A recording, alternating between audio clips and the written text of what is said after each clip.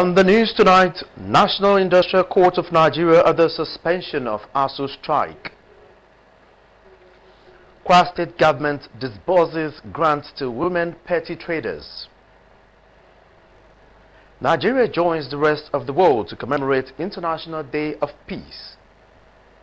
Plus, updates from the world of entertainment and sport. This is the Nigerian Television Authority NTA ILORIN News Tonight. Good to have you join us. I am Olajide Bello. Members of the Academic Staff Union of Universities have been ordered to suspend their prolonged industrial action which had affected education in public universities. The National Industrial Court, Abuja Division, gave the order while ruling on an interlocutory injunction filed by the federal government against ASU. Olabode Arewa reports. Citing the provisions of Section 17 and 18 of the Trade Disputes Act 2004, Justice Polycarp Aman said ASU members ought to have suspended the strike. Immediately the matter was referred to court for dispute settlement.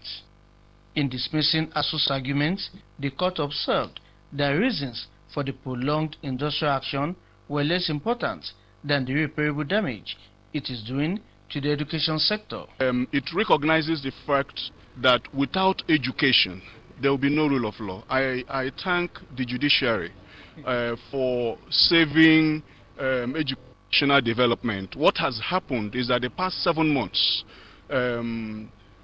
educational development has been halted, particularly in public universities in Nigeria, which ought not to be.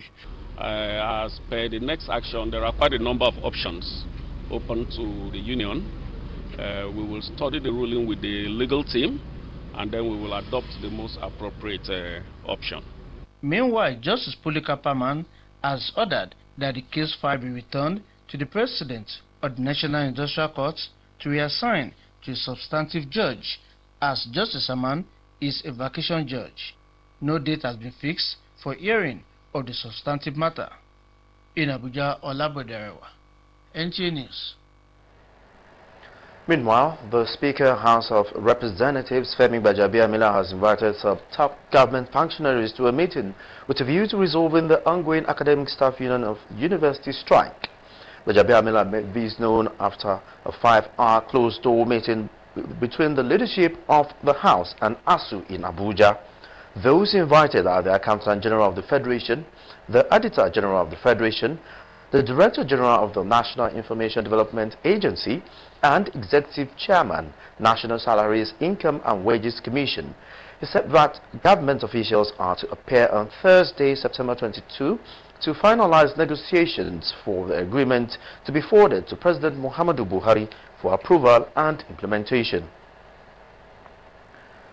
The Kwara State government has begun a fresh distribution of grants to 30,000 female petty traders across the state. Ralat Ibrahim reports that the disbursement kick-started in 3 local government areas. The grant is given to petty traders to boost small-scale businesses in the state. The program, tagged Oweshowo, is being carried out under the Kwara State Social Investment Programs. In this second tranche, 30,000 women from the 16 local government areas in the state were selected to benefit from 20,000 naira cash each. After the disbursement, of course, we'll do monitoring and evaluation. We know who our beneficiaries are, we know their addresses, we have their contacts. So, of course, we'll monitor, we'll evaluate and see what is the impact assessment of this program. So the reason why we are doing this is because the initial one that we did, we actually got good feedback, and that is why we are starting the new phase. ASA, Ilorin South and Ilorin West local government areas were chosen for the pilot program. I'm very happy for the number that they give us. We thank for our governor, Abrahamon Abrazak, because I'm a fashion designer. I can use it to start selling wool. It means a lot for me because it's also helped me to move forward in my business that I'm doing. Money will help me grow my business. Beneficiaries are selected in conjunction with leaders of various markets. Ralat Ibrahim, NTA News. The International Day of Peace is celebrated annually on September 21st with a view to strengthening the ideals of peace both within and among all nations at a time when war and violence often monopolize the media space. The question is, how well do people understand the concept of peace, and can a nation like Nigeria make bold of experiencing peace? Well, let's find out in this next report by Aisha Abubakar Yahya. 2 decades after the declaration of the International Day of Peace in 2001, the United Nations General Assembly Charter, among other provisions, moved for a 24-hour period of global ceasefire and non-violence for groups in active combat. The asymmetric nature of violence and wars among nations may not allow this provision of the Charter to stand. This year's theme, Shun Racism, Promote Peace, can be said to be apt as Nigeria grapples with various security challenges emanating from religion and ethnicity. There are different ways that we can term racism to be, especially when you look at ethno-religious conflicts that we have. We have discriminations in job, we have discrimination in appointment in positions. When you have racism, you have tribalism, you have ethno-religious crisis, you cannot have peace. And if you don't have peace, you cannot have development. Commemorating the day, peacemakers, peacekeepers, and advocates like Salamat Issa are in the spotlight to enlightening the populace on how to make the world a more peaceful place. This year's theme is actually relating to the fact that Nigeria should have curbed the unemployment, the low level of education, because I believe if you are highly educated, you won't even think of any kidnapping to begin with. So I believe peace building is all about trying to foster peace before it actually emanates into conflict. Today is very important in Nigeria, as advocates such as Salamat are looking forward to the days when insurgency, religious and ethnic differences allow peace to reign while dialogue will take the center stage.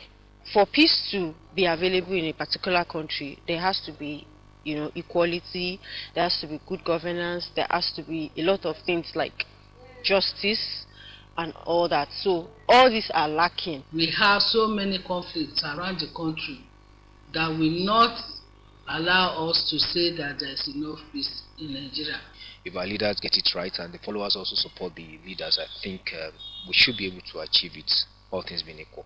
Inasmuch as the United Nations is advocating for peace globally, it is also important to note that enjoying relative peace across the world remains a collective responsibility, and as such requires a collective effort. Aisha Abubakar Yahya, NTA News. You're watching NTA ILORIN News Tonight. We shall be back after this commercial break. Don't go anywhere. Shola, come and help me. You need to learn. But I'm more interested in drawing. How are you going to be part of the business if you don't learn? You just don't understand. Morning. Anyone for some Lipton? The rich taste of Lipton awakens body and mind. Let me have a look at your drawings. Son, these designs are amazing. Lipton Yellow Label Tea. Awaken to what really matters. Glad to know you're still there.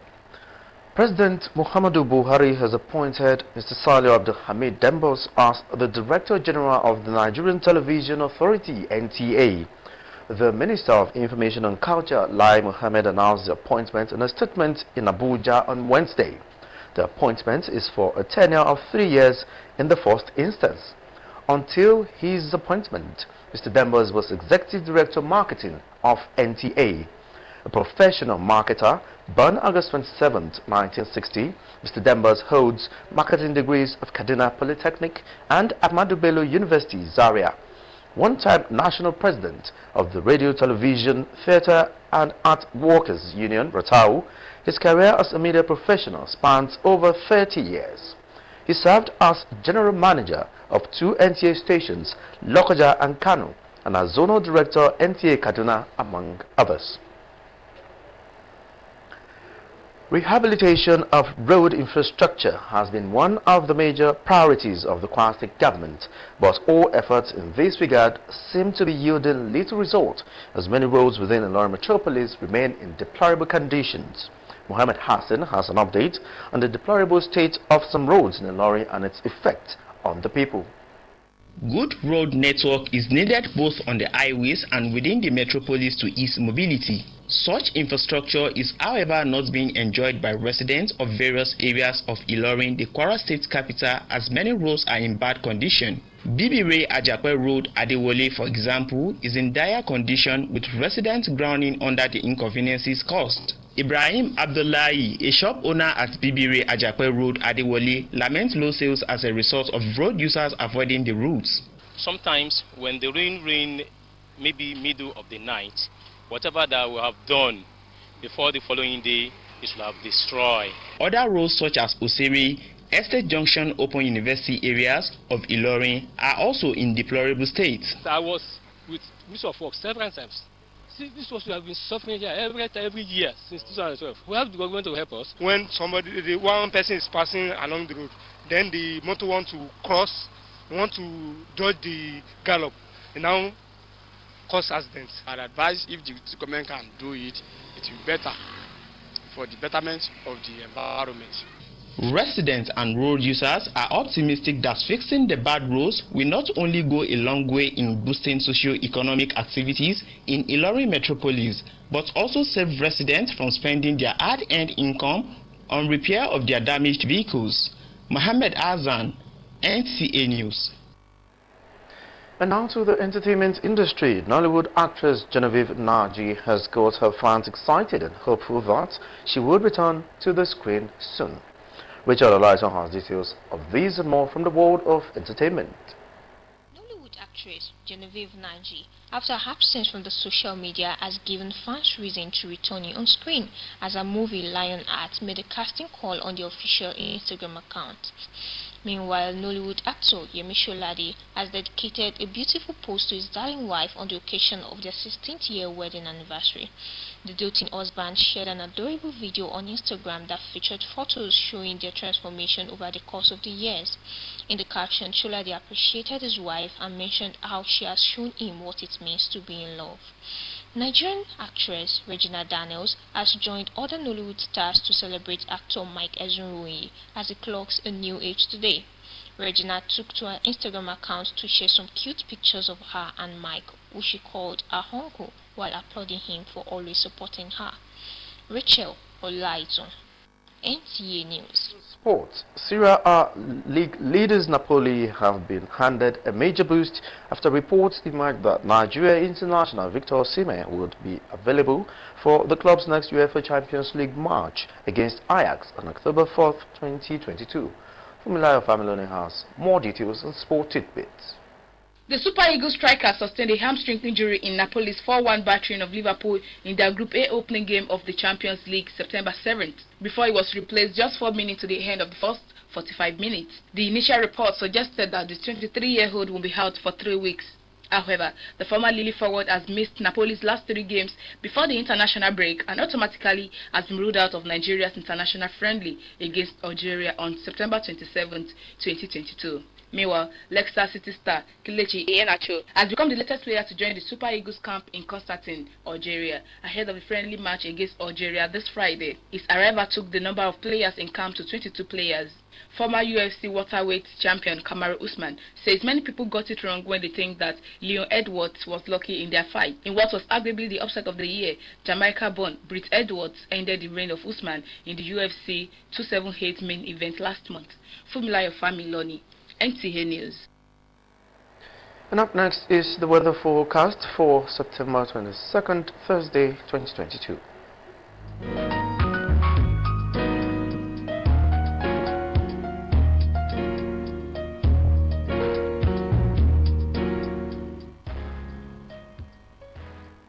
And that's it on NTA ILORIN News Tonight. Many thanks for being a part of it. I am Olajide Bello. Good evening.